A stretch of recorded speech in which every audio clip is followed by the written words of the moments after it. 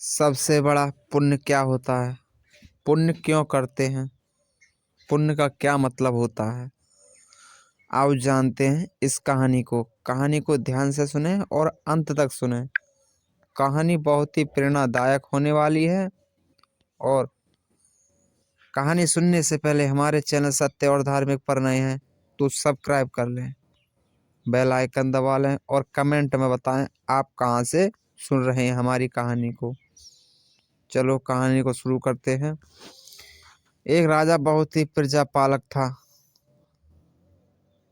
हमेशा प्रजा के हित में ही प्रयत्नशील रहता था। वह इतना कर्मठ था कि अपना सुख ऐशो आराम सब छोड़कर सारा समय जन कल्याण में ही लगा देता था। यहाँ तक कि जो मोक्ष का साधन अर्थात भगवत भजन, उसके लिए भी वह समय नहीं निकाल पाता। एक सुबह राजा वन की तरफ भ्रमण करने के लिए जा रहा था कि उसे एक देव के दर्शन हुए।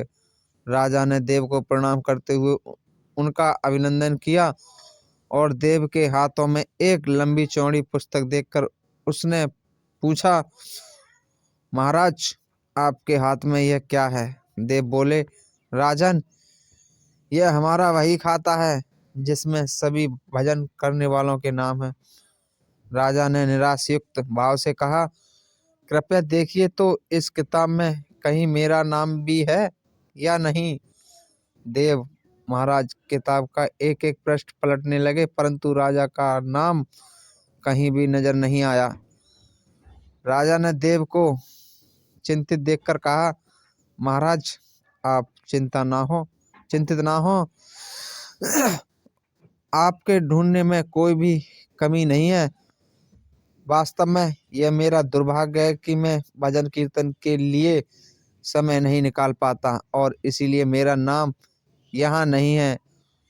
उस दिन राजा के मन में आत्मग्लानि सी उत्पन्न हुई, लेकिन उसके बावजूद उन्होंने इसे नजरअंदाज कर दिया और पुनः परोपकार की भावना लिए दूसरों की सेवा करने में लग गए। कुछ दिन बाद राजा की फिर सुबह वन की तरफ टहलने के लिए निकले तो उन्हें वही देव महाराज के दर्शन हुए। इस बार भी उनके हाथ में एक पुस्तक थी। इस पुस्तक के रंग और आकार में बहुत भेद था और यह पहली वाली से काफी भी छोटी भी थी। राजा ने फिर उन्हें प्रणाम करते हुए पूछा, महाराज आज कौन सा वही खाता आपने अपने हाथों में लिया हुआ है? देव ने कहा, राजन आज के वही खाते में उन लोगों का नाम लिखा है जो ईश्वर को सबसे अधिक प्रिय हैं। राजा ने कहा, कितने भाग्यशाली होंगे वो लोग। निश्चित ही वे दिन रात भगवत भजन में लीन रहते होंगे। क्या इस पुस्तक में कोई मेरे राज्य का भी नागरिक है? देव महाराज ने वही खाता खोला और ये कहा, पहले पन्ने पर पहला नाम राजा का ही था। राजा ने आश्चर्यचकित होकर पूछा, महाराज मेरा नाम इसमें कैसे लिखा हुआ है? तो मैं तो मंदिर भी कभी कभार ही जाता हूँ। देव ने कहा, राजन इसमें आश्चर्य की बात क्या है? जो लोग निष्काम होकर संसार की सेवा करते हैं, जो लोग संसार के उपकार में अपना जीवन अर्पण करते हैं, जो लोग मुक्ति का लोभ भी त्याग कर प्रभु के निर्बल संतानों की सेवा सहायता में अपना योगदान देते हैं, उन त्यागी महापुरुषों का भजन स्वयं ईश्वर करता है। ए राजन तू मत पछता कि तू पूजा पाठ नहीं करता, लोगों की सेवा कर तू असल में भगवान की ही पूजा करता है। परोपकार निस्वार्थ लोक सेवा किसी भी उपासना से बढ़कर है। देव ने वेदों का उदाहरण देते हुए कहा, कुर्वत्रे वेह कर्माणि जिजीविषेच्छन्नः समा एवान्ताम नायन्तो अस्ति वा कर्म लिप्यन्ते नरे। अर्थात कर्म करते हुए 100 वर्ष जीने की इच्छा करो तो कर्म बंधन में लिप्त हो जाओगे। राजन भगवान दीन दयालु है, उन्हें सुख मद नहीं भाती। बल्कि आचरण भाता है। सच्ची भक्ति तो यही है कि परोपकार करो, दीन दुखियों के हित साधन करो। अनाथ, विधवा, किसान व निर्धन आज अत्याचारियों से सताए जाते हैं। इनकी यथाशक्ति सहायता और सेवा करो, और यही परम भक्ति है। राजा को आज देव के माध्यम से बहुत बड़ा ज्ञान मिल चुका था, और अब राजा भी समझ गया कि परोपकार से बड़ा कुछ भी नहीं, और जो परोपकार करते हैं वही भगवान के सबसे प्रिय होते हैं।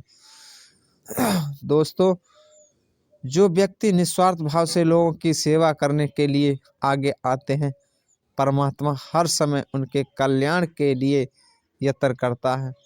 हमारे पूर्वजों ने भी कहा है, दूसरों के लिए जीना, दूसरों की सेवा को ही पूजा समझकर कर्म करना, परोपकार के लिए अपने जीवन को सार्थक बनाना ही सबसे बड़ा पुण्य है। और जब आप भी ऐसा करोगे तो स्वतः ही आप वह ईश्वर के प्रिय भक्त में शामिल हो जाओगे। तो दोस्तों, आपको पता चल ही गया होगा कि सबसे बड़ा पुण्य क्या है।